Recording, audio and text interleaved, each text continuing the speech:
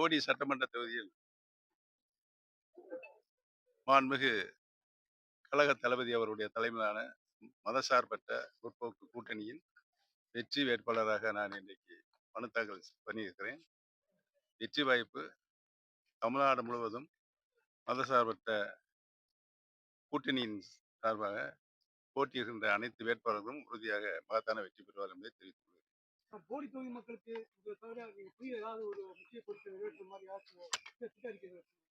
பொய்யா திட்ட அறிக்கைகள் வச்சிருக்கீங்களா? போடி தொகுதி மக்களுக்கு செய்ய மாதிரி ஏற்கனவே நான் போடி நாயக்கர் சட்டமன்ற தேர்தலில் 3 முறை வெற்றி பெற்றிருக்கிறேன். மக்கள் வைத்த கோரிக்கைகள், நான் அளித்த வாக்குறுதிகள் 99.9% நான் நிறைவேற்றியிருக்கேன் என்பதை பணிவோடு தெரிவித்துள்ளேன். உதயகுமார் பாத்தீங்கன்னா போடிக்கு வந்திருந்தப்ப சொன்னாரு, அதாவது அதிமுக கிடைக்கக்கூடிய வெற்றி உங்களை போன்று யாரும் நடக்கக்கூடாதுங்கிற விஷயமா அமையும்னு சொல்லியிருக்காரு. அந்த ஆர்பி உதயகுமார் அதிமுகவுக்கு இந்த போடி சட்டமன்ற தொகுதியில் கிடைக்கக்கூடிய வெற்றி பாத்தீங்கன்னா இனிமேல் அதிமுக உங்களை போன்று எதுவும் பண்ணக்கூடாதுங்கிற மாதிரி அமையுங்கிறது சொல்லியிருக்காரு. அதை பத்தி உங்க கருத்து சார்? அதாவது அதிமுகவுல இருந்து நீங்க போனீங்களா சார்? அதை சுட்டி காட்டி நான் எங்க போனேன்? அவங்கதான் விரட்டாங்க. அந்த உதயகுமார் அப்புறம் யாருங்க? யாருங்க புதுக்குழுல தண்ணிப்பாறையில கொண்டு எரிஞ்சு வெளியேற்றுறது யாரு? நீங்களே சொல்லுங்க. நீங்களே சொல்லுங்க. நீங்க அங்க வந்திருக்க முடியாது. டிவி எல்லாம் பார்த்திருப்பீங்களா? சொல்லுங்க.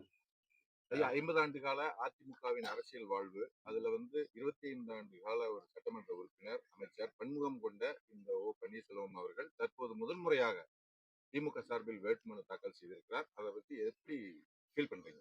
அதாவது 50 ஆண்டு கால அரசியல் வாழ்வு, 25 ஆண்டு கால சட்டமன்ற உறுப்பினர், 5 ஆண்டு கால நகர்மன்ற தலைவர், இப்படி பல பதவிகளில் நான் பொறுப்பேற்றிருக்கேன். பொறுப்பேற்ற பதவிக்கு ஏற்ற பணியை, கடமையை நான் செய்திருக்கிறேன் என்பதை மனநிறைவோடு இருக்கிறேன். எந்த விதமான என் மீது குற்றச்சாட்டும் எதுவும் இல்லை என்பதை தெரிவித்துக் கொள்கிறேன்.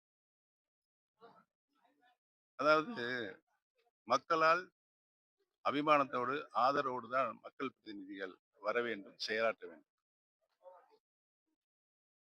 எடப்பாடி பழனிசாமி வந்த வழி தவறான வழி. அவர் கட்சிக்கு வந்த வழியும் தவறு.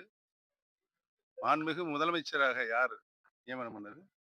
சின்னம்மா அவர்கள்.